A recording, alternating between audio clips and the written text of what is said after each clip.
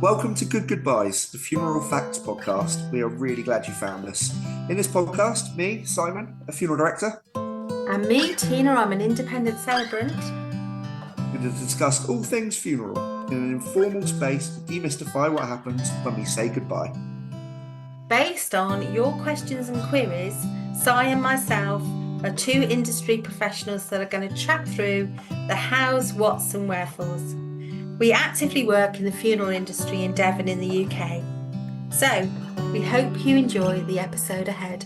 Welcome to Good Goodbyes.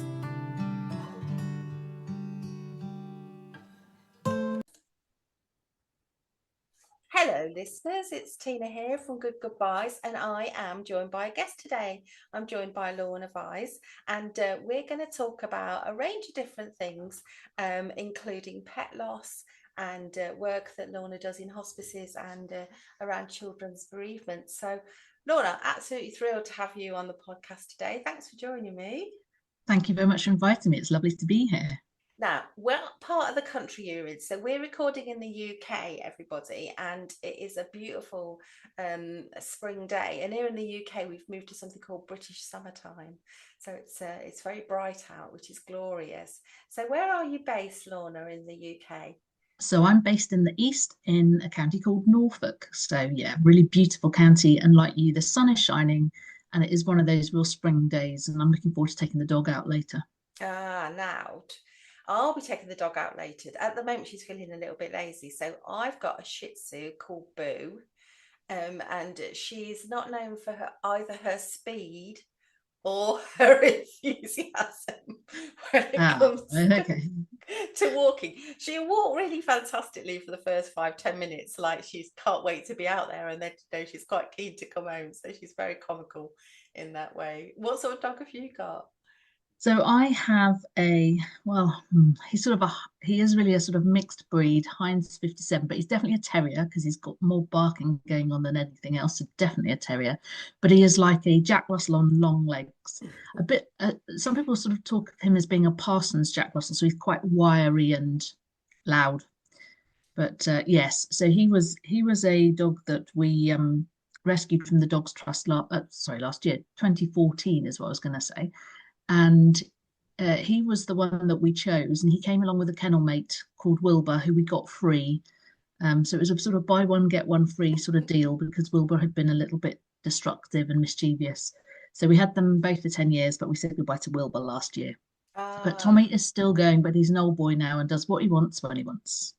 Oh, well, I do. I love to have a dog in the house, another little heartbeat. And then, fully enough, before we had Boo, who arrived in the pandemic lockdown for us.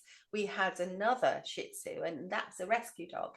And we'd gone to the rescue centre, not intending at all to have a small dog like he was called Monty, but he was just a cheeky monkey, and he was a bit of a character, and we kind of got talked into having him in our lives. And he died about 6 years ago. So it really struck me actually when he did, how upsetting it was for the whole family. And I thought, this is something we don't talk about very much. We talk about human loss, but one of the good goodbyes that we might have to navigate is pet and animal loss. And I know that you've written a book about it, Lorna. So do you want to talk a bit about it with us? Yeah, that would be great. So the book is called Saying Goodbye to Wilbur, and I've also written a Saying Goodbye, my pet memory journal that sort of sits alongside it, which allows children to remember their pets through loss, not just death. So that's the first thing. But saying goodbye to Wilbur was really born out of last year. I just sort of mentioned that we said goodbye to Wilbur last year. He had been with us for 10 years. He was mischievous. He was naughty. He did everything he shouldn't be doing, but he did settle down quite beautifully. But then towards the sort of 10-year mark, he started to go back to some of those, regress to some of those behaviours. And we sadly found out he'd got a brain tumour. So at that point, having chatted to the vet, she said, look, it's entirely up to you, but he can have treatment, he can have this. But we decided we didn't want to do that, but we would take him home and just enjoy what time he had left. So then you're into this relationship of, so when's the right day? When's the right time to say goodbye to Wilbur? When's the right time to sort of have that conversation about euthanasia? And so my husband and I sat and chatted, They'd given us a bit of a prognosis, but I'm not one of these people that believes, well, there you go, they've given us a prognosis, so you've got to do it around that time. You have to go with the welfare of the animal, don't you? But we were sort of having this discussion, and I explored at that point what our options were, because we'd said goodbye to a number of pets in our sort of years together, but they've all had different deaths. Some were quite planned, but didn't go as well as expected, and some were very unexpected in the middle of the night, and things weren't how we were hoping it was going to be. So I really wanted this for Wilbur, who'd had such a turbulent life. We were his fifth home. He's been in and out of different rescue centres. So we just wanted this to be the right end because of him.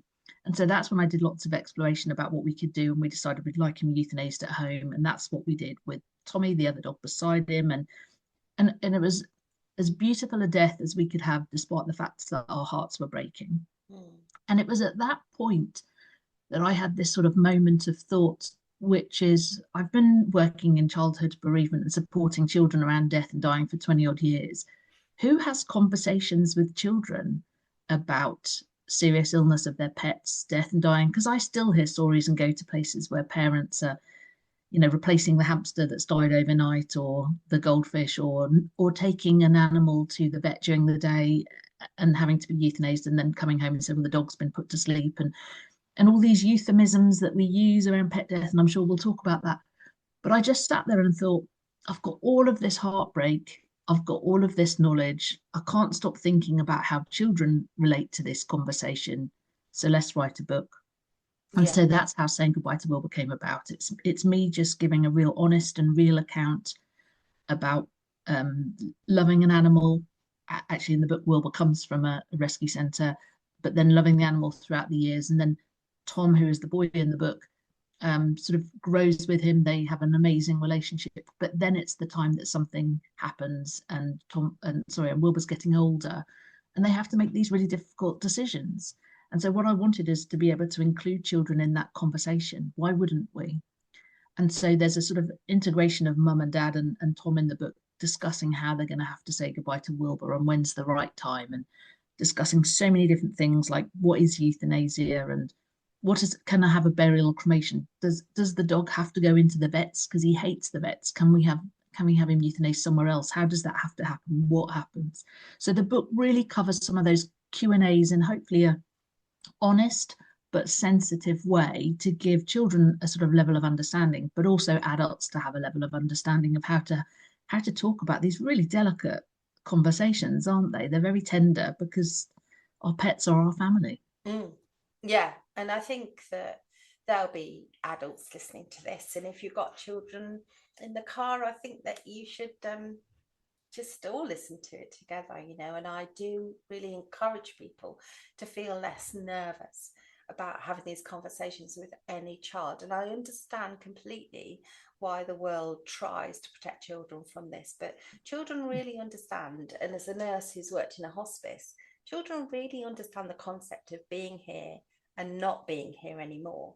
It takes them a while to understand the sophistication of what that might mean, but the actual basic concept they really get, don't they, Lorna? And I remember, I'm going to tell a personal story, but as others who are maybe listening, you might have a story like mine, which is we had a dog as a child that was a bit naughty, and there was wallpaper at the time that you could almost pull off in a one strip. It was always it was quite famous at the time, and it was always being advertised. And my mother had some of this wallpaper, and the dog would grab it at the bottom and just pull the whole strip off. I love that.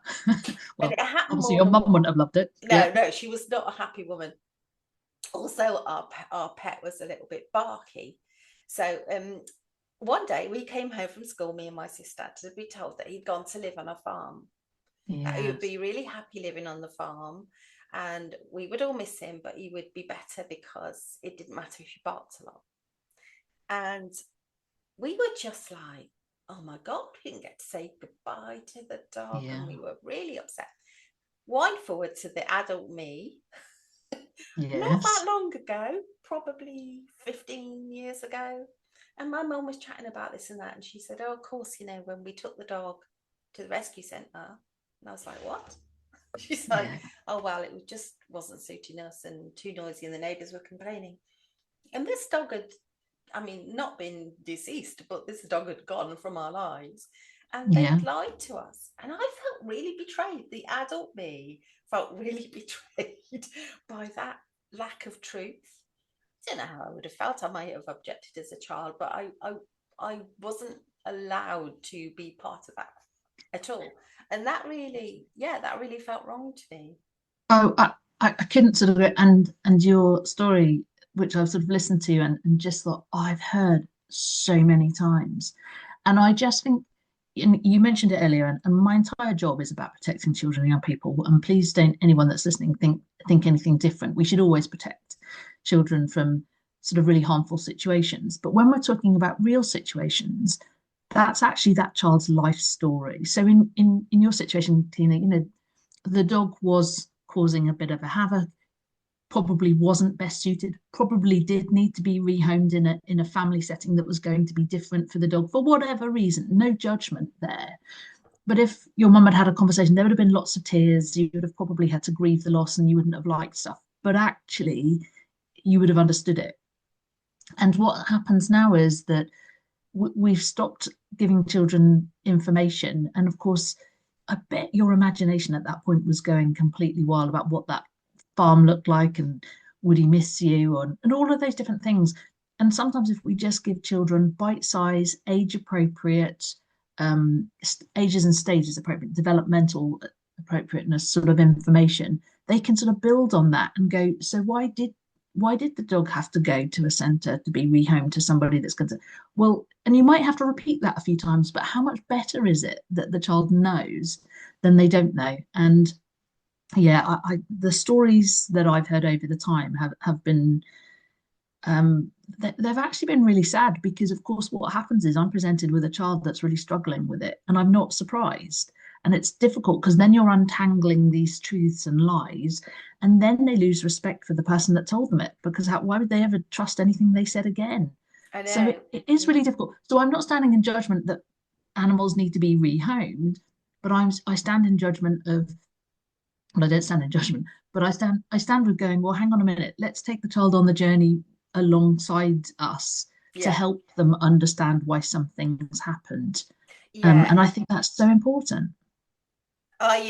Because as you say, it's the cul-de-sac that is the lie just gets worse, because for years we would go, if we drove in the countryside, me and my sisters would go like, oh, is it that farm? Is it this exactly farm? And this went on for years, Lorna, years. And of course we'd always to be told, oh no, it's further away or something like this. So bless my parents, you know, they had to build on this lie, and it never kind of completely went away. So when I had my own daughter, who's 21 now, but I mean, we had and also I suppose as a nurse working in a hospice and believing we should talk about death, dying and dead and all of that, you know, a lot of these conversations were really just a part of our everyday life. And so when her hamster died, it was a full-on funeral for the hamster. I mean, she was about 6 or 7, but the only thing that made me giggle was on the run up to the hamster's death, Hobnob had eaten part of a rucksack, an expensive rucksack that my daughter had wanted. Oops. So I had had to take the inside pocket of the rucksack and patch it up on the outside because it was patterned. And I made quite a good job of it, Lorna, actually, if I don't say so myself. Good. So, fix the rucksack. Fast forward, Hobnob dies of a natural death, you know, because hamsters only have a certain lifespan. And my daughter, in planning the funeral and getting everything ready, put things in a little box with Hobnob to take with them, and cut up the rucksack and gave it a bit of the rucksack. I knew where you're going with this, but I was just hoping it was going to be something completely different. Oh, it's just like, please, honestly. So anyway, but what honestly, a we great had to say words and everything. It was the whole thing in the garden. But what a great way of doing it. And and I don't want us to think that some children never talk about sort of life cycles and animal death, because of course children might be brought up on a farm or in those things, and actually animals are quite functional as well. So you've got to sort of take all of these things into account. But I think for me it's like pet loss, and bereavement. It might be one of those first opportunities to really explore with children what life and death means. So I like the idea of talking about it. Every living thing has a beginning, a middle, and end. It's born, it has a life, and then it has a death. And of course, it allows adults to really start to explore some of those concepts with children, even very, very young children. And people say to me, "Oh, but they're too young to understand." But of course, as soon as you think about a very young child on a farm, they're seeing life and death of animals every single day. That conversation's been had, and so I sometimes find it quite frustrating when we find it so difficult to then have these really open conversations about something that's, every little thing dies. It does. We all have a lifespan. So I just think I'd much rather savor how we then remember our pet, which is what your daughter was doing completely, wasn't it, with the funeral service? But why shouldn't we have funerals, or just explain what sort of cremation is or burials are?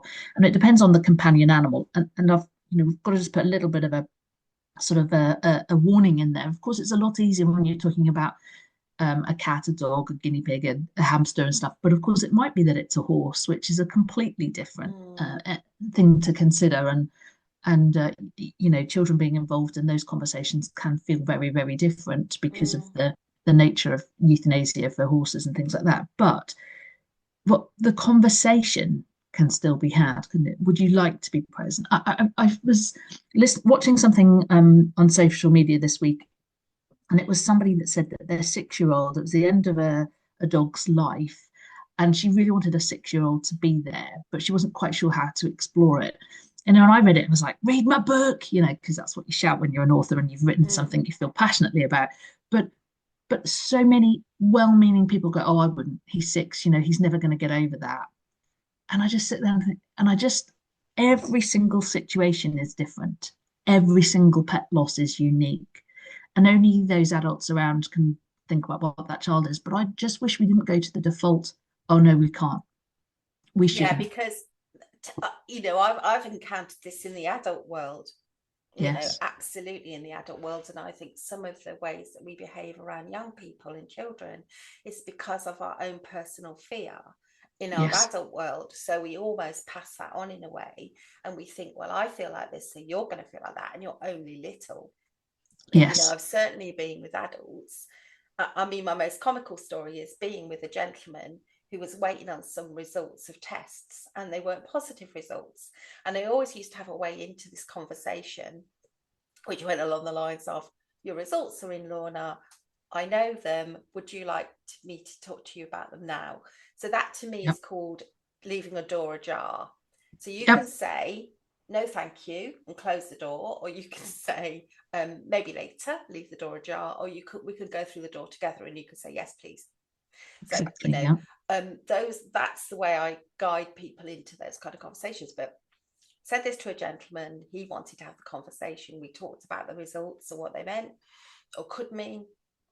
And he said, oh, thank you so much. It's a lot for me to think about. Please don't tell my son when he visits. My family won't be able to handle this information. They're very sensitive. I don't know if I'm going to tell them at all. And I said, well, that's things for you to think about because it's your information. Yes. Son visits, knocks on the door before he goes to see his dad in this place I was working, and said, I just want to say that I think Dad's results are in, and if they're bad, please don't tell him. He won't be able to handle it. He's really sensitive. And I thought, this is quite amusing. I've got kind of two people saying exactly the same thing about each other. And I said, well, to be honest, it's Dad's information, and I would always check in with him first if he wanted to have that information. But I understand what you're saying about your concerns about him being sensitive. Perhaps talk to him about things. That would be good. But that kind of fear of upsetting each other, that's what sits behind all of that. So how might somebody start conversation? You gave us one example, Lorna, but how could people start some of these conversations with children? Yeah.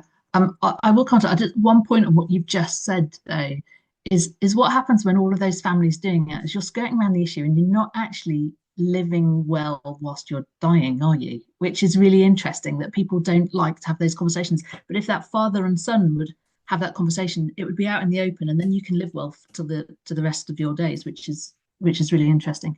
But in terms of children and young people, so there is one thing, first of all, which is the language element to it.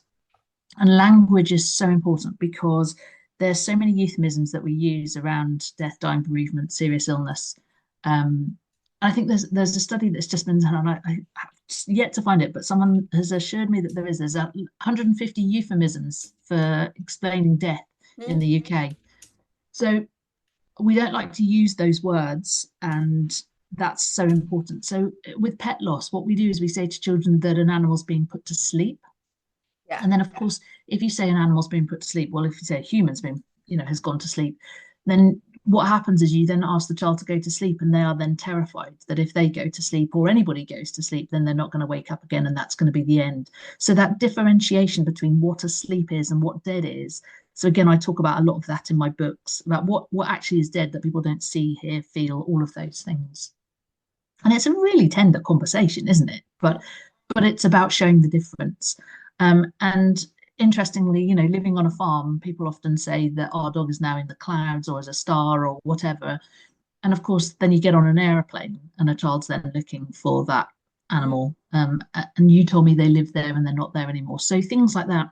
Another thing we use with pet loss is we say we're going to put them down, which is, again, I think it's quite a harsh way of putting it when I think about the sort of animals that I had. The idea of putting them down is because that sort of sounds really awful. It's almost like it's a bullying technique, isn't it? I'm going to put that person down.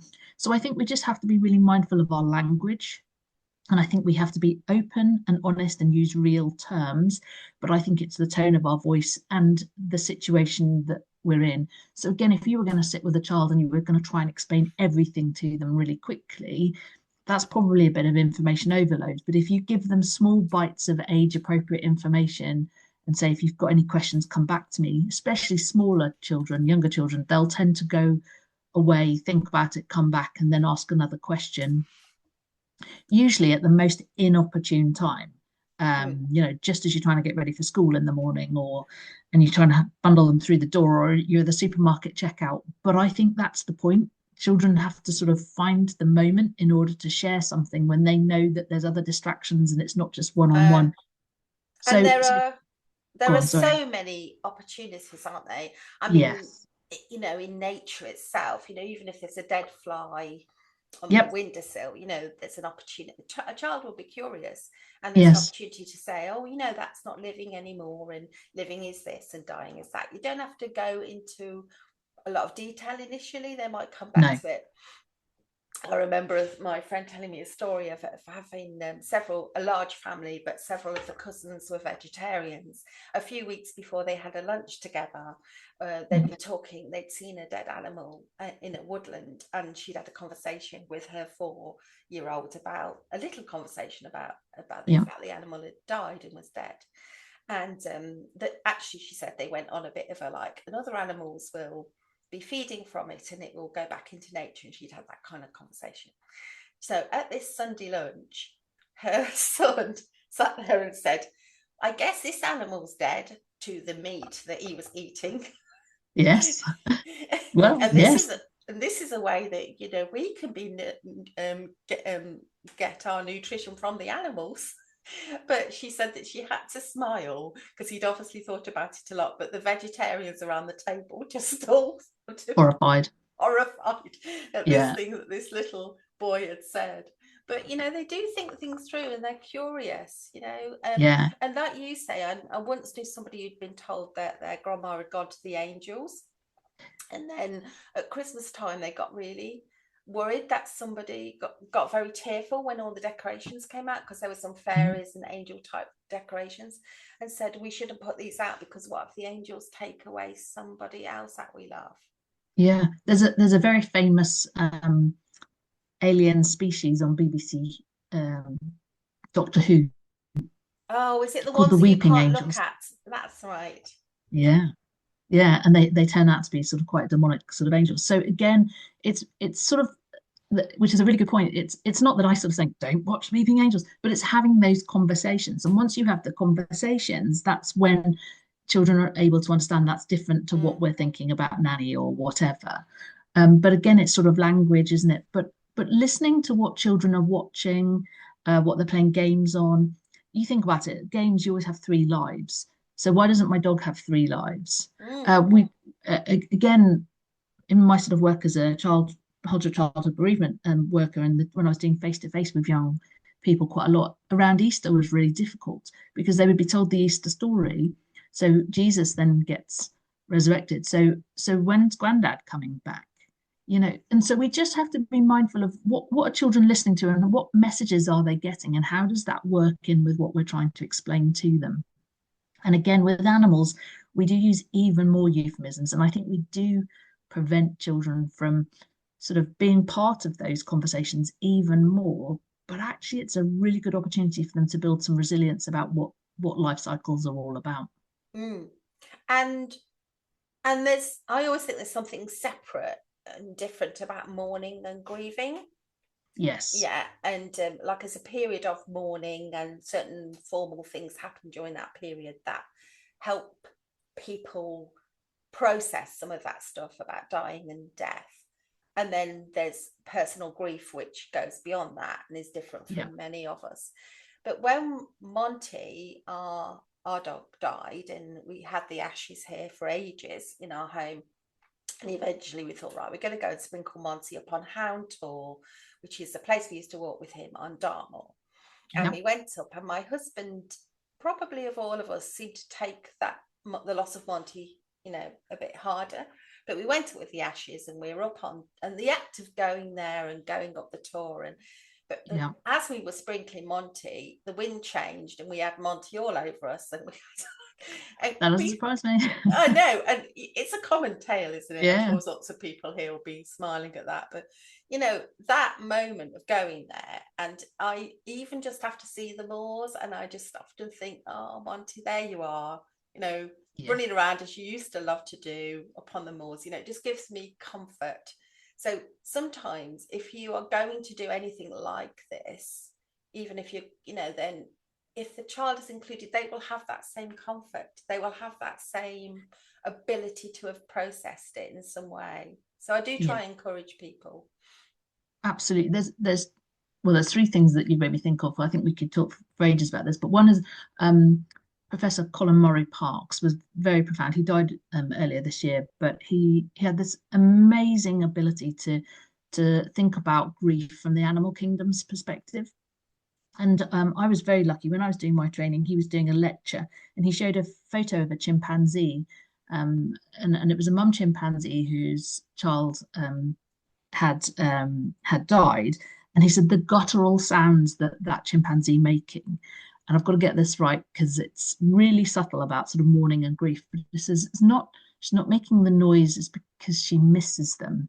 She's making the noise because she wants them back.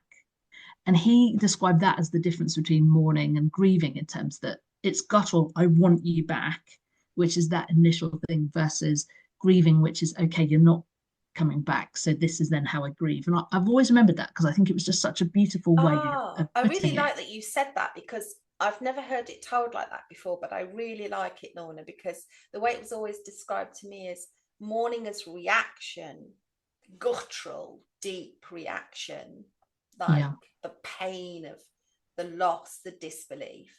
And grieving is kind of assimilation, or it's adjustment. So one is reaction and the other is adjustment. And I think that's what his work. I mean, hey, I've just condensed his entire life work in his 90s when he's died into a very précis sort of. But it just showed me the slight difference. I was like, I don't get the difference, and then I just like, oh, I do. So that it's that real guttural instinct that I'm not crying because I miss them. I'm crying because I want them back. Versus then, okay, you're then moving into this. I'm missing you. Obviously people still want them back, but it's a slight different sort of approach to things. So in terms of if I was working with children and people, all of my books, and I'm really lucky because I've written 7 children's bereavement support books now, They all contain an element of a top 10 tips of ways to remember somebody. And so in the Saying Goodbye to Wilbur book, obviously it's no different. It's the top 10 tips to remember your pets. And I was just trying to think of sort of easy, pretty inexpensive ways of doing things in order to support families to be able to go, okay, we're having to say goodbye. We want to remember. So in my particular instance with Wilbur, one of the things I still find difficult now, and we're coming up to a year anniversary for him, is if I see a tennis ball, because tennis balls were his just, it didn't matter. But if you gave him 10 tennis balls, he would have to sniff every single tennis ball until he decided which one he wanted. And you would have to give him that choice. You couldn't just give him one because he'd be like, hang on a minute, I don't know if that's the one I want. So if I see a tennis ball now, I think of him. And when we were sort of tidying up around the house after we'd said goodbye to him, when he died last year, I realised I'd got about 30 tennis balls. And I thought, I've got to do something with these, and I can't just put them in the bin because that was just disrespectful to him. So again, that sort of feeling of grief and what do I want to do, but I'm missing him and I can't look at these. So I had a chat to my friend, and she lives on a really nice little walk pathway for dog walkers. So she said, give them to me. And I said, can you give them away? I was like, yeah, she could give them to me. And she put a little box outside her house with a little sign saying, in memory of our dear friend Wilbur, because she had a couple of dogs we used to walk together. And she put all of them out and just said, please help yourself. So I know that rather than, my little lasting, he's paid it forward in terms of kindness, is that there were 30 tennis balls out there that were bringing some joy to some other animals. Because, that's just one way of remembering. So again, I'm not sitting here going, oh, well, I'm forgetting him. No, I'm not. But what I do need to do is I need to think about how I can remember him in a really lovely way. So I would recommend things like having a little sort of area in a garden, if you can, little memory garden. It could be planting a tree or a shrub. It can be doing that lovely rock art, creating a scrapbook, getting all the videos together and making something incredible. But it could just be that you want to do an act of kindness in your pet's memory. And it could be that you want to do something for the local animal rescue centre. Or in my case, you pay it forward in terms of a bit of kindness and you're going, this was his. Hopefully someone else can make use of it. So I think those ways of remembering are really important. So when I think back to his tennis balls, I'm never going to see a tennis ball without thinking about him, am I? No. And so if I wanted to remember him again or I was having a bad day, I'd probably go and buy a pack of tennis balls and put them in a sort of food bank pet basket or something just to remember him. So I think there's always things we can do to remember our pets. We just need to be creative because there's no right or wrong way. And I'm not sitting here going, you must. And the last thing, just to tell you what I have done, is we kept a little bit, we also scattered Wilbur's ashes, but we kept a little bit back, and I've had some seed balls made. Have you ever heard of these seed balls? So they're essentially, you send off a little bit of ashes, they come back, and they're wildflower seed balls, which I'm just about to plant now. The frosts have gone. And then they come up every year. And we were thinking about putting a plant in the garden for Wilbur and decided there was no point because he used to dig up all my plants anyway. So the idea of doing that to remember him was just the worst thing. But to get a planter and put some flowers up that come up every year will be a really nice way. And I think that's the thing. You can include children in all of that discussion, can't you? How do we want to remember? Yeah. What should we do? Because children will, in 6 months' time, still suddenly, instantly burst into tears about the fact that their dog has died a year ago because they're still thinking of them. So, and that's the puddle jumping. And I'm sure you've heard of puddle jumping, Tina, in your work. And it's that bit where children can go in and out of grief a lot quicker than adults can. And they can, 1 minute, be in floods of tears and want to remember and want to talk. But then the next moment, they just want to go and play with their friends, and that's okay. Yeah, absolutely. Actually, you see it a lot in a hospice, and people think that the child is not processing the grief. I saw it once with a child who was running around playing outside in the hospice garden a lot when a mum was actively dying. Yes. But interspersed with times of coming in and sitting in the room and colouring, or sitting on the bed with mum, but going out and playing again and laughing and being joyful. Yeah. And what was great for the mum, I think, was the doors were partially open and she could hear some of this. She could hear. I knew what you were going to say there. And how gorgeous is that? I know. And I think probably it's only in my imagination. I've not been in this situation, but I imagine if you are dying actively, and you're leaving behind children, it's probably some part reassuring to know that they are going to live a life. Yes, it's going to be without you. So I absolutely recognize that. And there are some amazing resources out there to help families have those conversations. Absolutely. Because I'm not suggesting in anything I've spoken about today that this is all easy. It's not, but there are some incredible organisations and there are some incredible resources that really do help adults have that conversation, and exactly what you're talking about, so that you're not getting to a hospice stage and then you're going, oh, by the way, mum isn't going to come home anymore. The child's part of that illness journey to the point where they understand it's coming, and people go, yeah, but that's awful, it's so much pressure. But if we don't tell children, then that is just essentially out of the blue, isn't it? That's no different from a sudden unexpected death if they're not aware of what's happening in the process. Exactly. And children can feel quite angry and annoyed at us. As a hospice nurse, I was called into a situation in someone's home where the plan had been for the dad, the gentleman, to die in the family home. Yeah, it was getting close to that moment, and the mum had contacted the team and said, no, he must be admitted to the hospice, but the hospice didn't have a bed. So if he was going to be admitted anywhere, it was going to be the local hospital. And I just want to check in with this family that this is what they want. So I popped round, and 2 teenage sons in this household, so about a 14-year-old and a 17-year-old, I want to say. Dad had been poorly for years, so they knew there was a backstory to this. Yes. And I met the mum in the kitchen, and she said, you just have to get him admitted. I explained the situation, and I said, are you still sure this is what you want? And is this what he wants? Because he's now not able to be as awake and explain as he was last week. And she said, well, he can't die in the house. The boys live here. Every day they're going to be reminded of this. And she'd gone into a bit of a panic. Yeah. And I said, shall we chat to the boys? I know you've had so many conversations with the boys as a family unit. Let's just get them in the room. So the boys come in, and they're like, Mum, what is the matter? So she explains. And they're like, Mum, no. Dad wanted to be here. We want Dad to be here. If we admit Dad somewhere and it's cold and clinical and horrible, we're all going to feel terrible forever. Yes. Please, Mum, don't think that we are going to not cope with living in a house in which Dad is going to die. And they were using all this language, these young boys. And I just felt very emotional, because I thought, you are helping your mum through this. You are guiding her through this. But when I look back, and the end of the story was that he stayed at home. But when I think back to that conversation, I know that those young men were having that conversation because many conversations had preceded that. Exactly. Which gave them the confidence to talk like that about it. So I think they're the gifts that we give. And they are tender conversations. I love that word, Lorna. And they are delicate.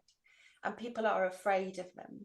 But there are so many resources. And I'll put all of Lorna's resources in our show notes for you, so you can find your way to her and all the books she's written. But there's so many ways to do it.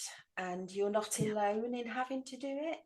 Yeah, absolutely. And, conversely, could you imagine if those 2 teenagers, there's one thing about teenagers, we always think teenagers know more than what they do.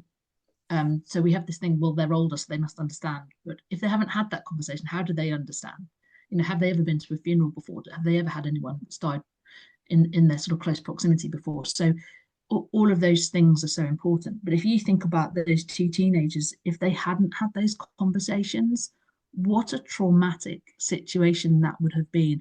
And I love the fact that they've almost been part of the decision-making process. They were consulted, weren't they? They were part of the decision-making process about what was right for their dad. Is there anything more loving than that? It's really difficult to have those conversations, but so important. And, bringing it back to sort of pets, it's no different for me. It's probably the first time we can start to have those really interesting conversations. And of course, if a pet has died and they had a connection, so let's just say for example, that family had a dog, and then 5 years later the dog dies after Dad dies, that will bring up a huge amount of unresolved grief almost about dad, because of course pets can have connections to people that we've said goodbye to before and who have died. So every single situation is complex, every single situation is unique. But all I ask is that we just give children sort of information and choice and empower them, and then exactly that, they're able to make a decision, aren't they, which helps the adult make decisions. There's nothing better. And you did mention that the sort of words around tender conversations. I read a lot of Catherine Mannix's books, and she talks about tender conversations, and I've stopped trying to use difficult conversations, challenging conversations. There's times where I say those things, or delicate even, but tender conversations, because they're all difficult in their own way, but if you do them tenderly, you can never go far wrong, can you? Fabulous words to sort of finish that segment on, I think. And Catherine Mannix, I've recommended before. I adore what she writes about end of life care. So often towards the end of our conversation, I will ask our guests about their own funeral and whether they've thought about what they would like, and whether, people give all sorts of answers, so there really isn't a wrong or a right answer to this. But have you given any thought to your own funeral? I have. It's interesting. I've given more thought just recently to, if I'm at end of life, what do I want to happen at that moment, which is quite interesting. That's a very good exercise to do as well. But in terms of my own funeral, there's a couple of things that I absolutely would want. And one is I must, in my coffin, because I wish to be cremated, but in my coffin, I must be wearing one of my 1,000 fleeces that I have, because over the years, my husband says, "Are you sure you need another fleece?" And I reassure him every time that I do need another fleece. So I have actually put that explicitly, that I need to be dressed in one of my fleeces, and it's got to be a decent one, not just the really scrappy one that I use for dog walking. But also I think I quite like the idea of, involving animals at end of life, and I don't quite know what that'd be. But if I had a dog of some description, I'm not suggesting someone should bring them to the funeral, but I'd want them to be part of it in some way, and I don't know what that would be. And I'd probably leave that to those that are behind to be as creative as they could be. But if they've got to at least show a photo of me with any companion animals I have at that point and what they've meant to me over the time. Yeah, I'm not sure that's the best answer. No, fantastic. I've certainly had dogs at funerals. I've yes. Yeah, I mean, if you have your funeral or your celebration of life in any venue that isn't a formal crematorium or church venue, then you're 90% likely to be able to bring an animal. And there's an episode in which Si and I talk about animals at funerals, so I'll put that in the show notes as well for people. They might like to connect please to that. Do. I haven't listened to that one, but that whole bit about being outside, being nature, I think animal orientated has definitely got to be in there somewhere. But I'm going to leave people to be creative. But if they don't do it, well then let's see. There'll be consequences, of course. You never know. I'm never going to know until it's my time. Well, exactly. Oh, Lorna, it's been an absolute delight to talk to you. We could have talked for a lot longer, and maybe in the future we might talk about the work you're doing in hospices or something. But it's been fantastic. Thanks for coming on to Good Goobyes. I've been Tina, and you've been listening to myself and Lorna. Thank you so much.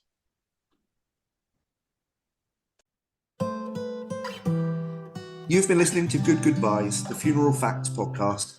Please do like, subscribe, comment and share. Drop any questions on our social media, on Instagram, or in the text option in the show notes.